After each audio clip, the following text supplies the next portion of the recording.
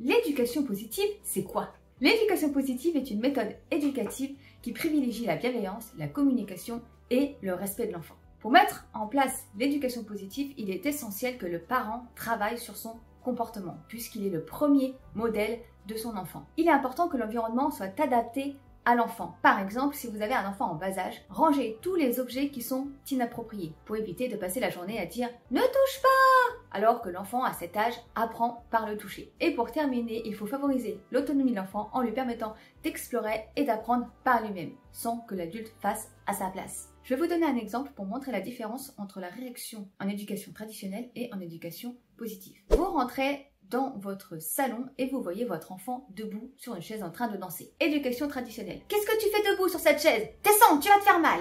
Et on prend violemment l'enfant et on descend de la chaise. Ici, la réaction est dans l'instant, vive et sans questionnement. Éducation positive. Là, on peut se demander si l'enfant a déjà vu ça quelque part, hein, par exemple le week-end dernier, lors de l'anniversaire bien arrosé du grand-père, où Tata est montée sur la chaise pour danser, possiblement. Ensuite, on pose une question à l'enfant. À quoi elle sert cette chaise? Ah, à s'asseoir. T'es assis sur la chaise? Ah non, t'es debout, tu danses. Je pense pas que ce soit une bonne idée. Tu risqueras de te faire mal en dansant comme ça. Tu veux pas plutôt que je te prépare une petite piste de danse et puis on va mettre une musique sympathique? Allez, je vais danser avec toi, tu viens?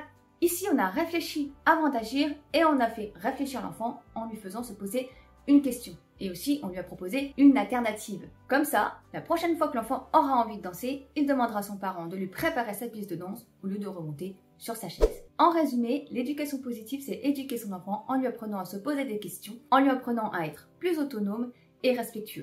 Et bien voilà, c'est tout pour cette petite vidéo. J'espère qu'elle vous aura plu. N'oubliez pas de liker, de partager et on se retrouve très vite dans une prochaine vidéo. À bientôt!